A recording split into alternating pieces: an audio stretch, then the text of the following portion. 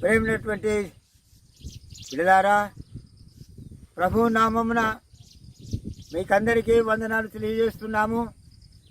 ఈ దినంలో మనం చూసినట్టయితే దేవుడు ప్రభువైనటువంటి యేసుక్రీస్తు పరలోకం నుండి దిగి ఈ లోకమునకు వచ్చినటువంటి వాడంటున్నాడు. ఆదాము అవ్వలు చేసినటువంటి పాపం ద్వారా పాపమును తిరిగి తీసివేయాలన్నటువంటి ఉద్దేశంతో తను ఈ లోకములకు వచ్చి కలువరి శిలువలో తన ప్రాణం అర్పించినటువంటి వాడంటున్నాడు. తన ప్రాణం అర్పించి పాపం నుంచి విముక్తి చేయడు కొరకై మనకు శిలువలో వేలాడినటువంటి తండ్రి అంటున్నాడు. కన్యక మరియ గర్భంలో జన్మించి పొంతి పిలాతు చేత అన్యాయం తీర్పు పొందిన వాడై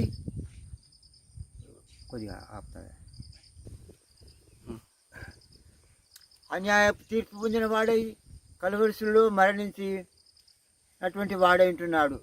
కనుక తన రక్తమును కార్చినందువల్లనే మనకు ప్రాయశ్చిత్తము అయినటువంటి యేసు ప్రభు మొట్టమొదటిగా శిలువపై పలికినటువంటి మాటలలో మొదటిది మాట, తండ్రి వీరేం చేస్తున్నారు కనుక వీరిని క్షమించమని చెప్పినటువంటి వాడంటున్నాడు.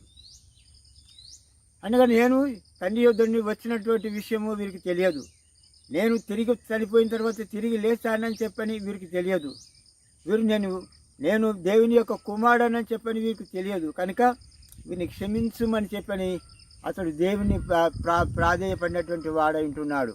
కనుక ఈ సమయంలో కనుక శ్రమలు మనం ధ్యానించుకున్నట్టయితే శ్రమలు చాలా కష్టమైనవి. 5 గాయాలు పొందినటువంటి వాడంటున్నాడు. సిలువ మోసినవా శ్రమల కోర్చినవా యేసునాదా, సత్య జీవము స్వర్గమునకు సుదారి, సత్య జీవము స్వర్గమునకు సుదారి, కాతులు గుదియాలతో వాచినారా,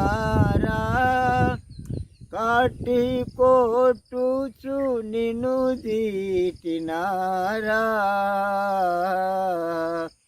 కళ్ళగంతలు గాటి కొరడాతో నిన్ను గోటి కఠినులంతా, ముల్ల మకుటం మౌదల ముత్తినారా, ముల్ల మకుటం మౌదల ముత్తినారా. అనేక శ్రమలు పొంది కత్తులు గుజ్జతోడుకు వచ్చి రాత్రి సమయంలో యేసు ప్రభువును పట్టుకొని యూదాను తన శిష్యుడే అప్పగించినటువంటి సమయంలో ఆయనను పట్టుకొని బంధించి కొడా దెబ్బలు కొట్టి రాత్రి అంతా కూడా హింసించినటువంటి వారైంటున్నారు. సిలువ వేసిన తర్వాత సిలువ మీటువంటి బాధలు బాధలని భావించకుండా మన కొరకై తన ప్రాణం అర్పించినటువంటి వాడైంటున్నాడు. మళ్ళీ రెండో మాట చూసినట్టయితే, తండ్రి నీవు నాతో కూడా పరదేశంలో ఉండు అని చెప్పి దేవుడు ఒక దొంగకు అభయం ఇచ్చినటువంటి వాడైంటున్నాడు. సిలువ వేయబడినటువంటి దొంగ అతడు ఎంతకాలం బాప్తిసం తీసుకోలేదు, కొంతకాలం నుంచి ప్రభు సేవలో లేడు. అయినప్పటికైనా కానీ దేవుడు ఉన్నాడు, నిజమైనటువంటి దేవుని కుమారుడు ఈయనే, తిరిగి లేస్తాడు, మమ్మల్ని కూడా లేస్తాడు, ఒక రాజ్యం వీళ్ళకున్నది ఈయనకున్నదని చెప్పని, తండ్రి నీవు నన్ను పరలోకంలో ఉన్నప్పుడు నన్ను జ్ఞాపకం చేసుకోమని చెప్పినప్పుడు నీవు నాతో కూడా పరదేశంలో ఉండు అని చెప్పని దేవుడు ఆజ్ఞ ఇచ్చినటువంటి వాడంటున్నాడు. ప్రేమైనటువంటి దేవుని బిడ్డలారా, నేను చాలా కాలం నుంచి క్రైస్తవుని, నేను చాలా కాలం నుంచి దేవుని తెలుసు, నేను కానుకలు ఇస్తున్నా, ఆదివారం గుడికి పోతున్నా, అన్నిట్లలోనే క్రమంగా ఉంటుందని చెప్పి నువ్వు అనుకుంటున్నావు. కానీ నీ హృదయం దేవునికి ఇవ్వకపోతే అది వ్యర్థమే.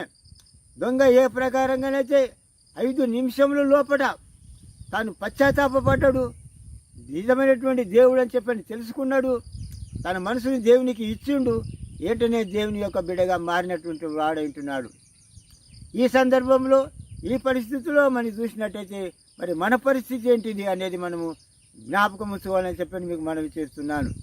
మళ్ళీ మూడవది చూసినట్టయితే, అమ్మా ఇదిగో నీ కుమారుడు, అమ్మా ఇదిగో నీ తల్లి అని చెప్పి అభయమిచ్చినటువంటి వాడేంటున్నాడు. ఆఖరి గడియల్లో మనం చూసినట్టయితే ఈ లోకంలో మనం ఉన్నప్పుడు మనం చూసినట్టయితే అనేకులు మనము ఆఖరి గడియల్లో తనకు ఉన్నటువంటి వివరాలన్నీ మనం చెప్పుకుంటాము. ఆఖరికి వీలునామనగా ఆఖరి గడియల్లో నేను పోతున్నా, ఫలాని విషయం ఫలాని వారు ఫలానిగా ఉండాలి అని చెప్పిన ప్రకారంగా తన తల్లిని జ్ఞాపకం చేసుకొని, అమ్మా ఇదిగో నీ కుమారుడు, అమ్మా ఇదిగో నీ కుమారుడు, ఇదిగో నీ తల్లి అని చెప్పి చూపించేటువంటి వాడైంటున్నాడు. ఇన్ని సర్వాధికారం ఉండి, లోకాధికారి అయ్యుండి, సృష్టికర్త అయ్యుండి, సృష్టికర్త దేవుని కుమారుడు అయ్యుండి అనేక బాధలు పొందేటువంటి వాడైంటున్నాడు. తర్వాత చూసినట్టయితే 4వది, నా దేవా నన్ను ఎందుకు చేయి విడిచివి అని చెప్పి దేవునికి ఇష్టమైపోయింది. నీవు చావాలి, శిలువ మీద ప్రాణం పెంచాలి, రక్తము కార్చాలి, మానవులకు తిరిగి పాప విమోచన ఇవ్వాలి అని చెప్పని దేవుని యొక్క ప్రతిజ్ఞ అయి ఉంటుంది. తండ్రి ఈ గిన్నె నా యొద్ద నుంచి తొలగించము, ఒకవేళ నీకు సెలవైతే నీ ఇష్టమైతే అని చెప్పినప్పుడు దేవునికి ఇష్టం కాలేదు. దేవుని నష్టపెట్టడానికి యేసు ప్రభువు నష్టపెట్టడం దేవునికి ఇష్టమైంది కనుక కొరడా దెబ్బల చేత కొట్టినప్పుడు బాధపడినప్పుడు కూడా అతను ఏమంటుండో, నా దేవా నన్ను ఎందుకు చేయి విడిచి అని చెప్పని మాట్లాడినటువంటి వాడంటున్నాడు. ఆఖరుకు సమయంలో చూసినట్టయితే నేను దప్పికొనుచున్నాను,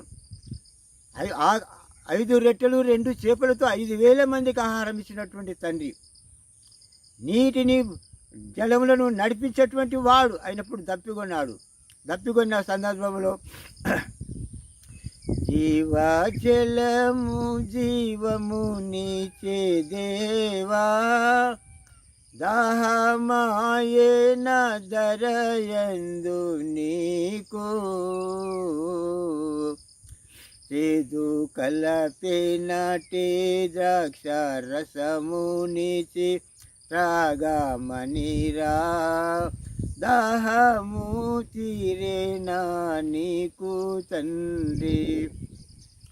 ఆఖరు కష్టంలో బాధల్లో ఉన్నప్పుడు నాకు దాహమవుతున్నది, నీరు కావాలని చెప్పినప్పుడు చేదు చిరక తీసుకొచ్చి ఆయనకి ఇచ్చినప్పుడు చేదు చిరకతోటి నీళ్లు తాగలేనటువంటి వాడు అంటున్నాడు.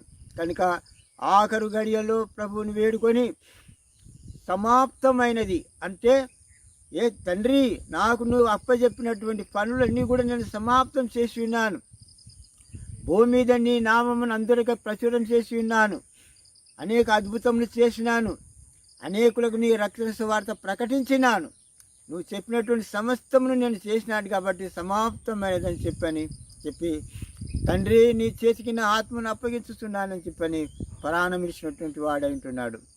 ప్రేమైనటువంటి వారులారా, ప్రేమైనటువంటి దేవుని బిడ్డలారా, మనము ఉన్నటువంటి సమయంలో మన కొరకై సిలువలో ప్రాణం ఇర్పించి రక్తము కార్చినటువంటి యేసు ప్రభువునకు మనం ఏమిస్తున్నాము? మన హృదయంలో మనకు సమర్పించుకున్నట్టయితే మనం దీవెనలు మన పరలోకంలో మనం సన్నిధిలో దేవుని యొద్ద ఉండేవారమైతున్నాం. ఈ లోకం అశాశ్వతము, ఈ లోకంలో ఉన్న సమస్తమును కూడా వ్యర్థము కనుక నిజమైనటువంటి రక్షణ, నిజమైనటువంటి శాశ్వతము మనకు పరలోకమందు ఉన్నది. కనుక ఆ పరలోక దీవెనలు మనం పొందాలంటే యేసు రక్షకుని కానీ అంగీకరించి ఆయనను నీవు సేవించినట్టయితే నీవు దేవుని ఎదుగు పోయేవారమంటున్నాం. కనుక సైతాన్ యొక్క క్రియలను దూరం చేసి దేవుని యొక్క సేవలో, దేవుని యొక్క పనిలో నిమగ్నం కావాలని చెప్పని ప్రభు పేట మీకు అందరికీ మనవి చేస్తూ ముగిస్తున్నాను. ఆమెన్. దేవుడు మనందరూ జీవించును గాక. ఆమెన్.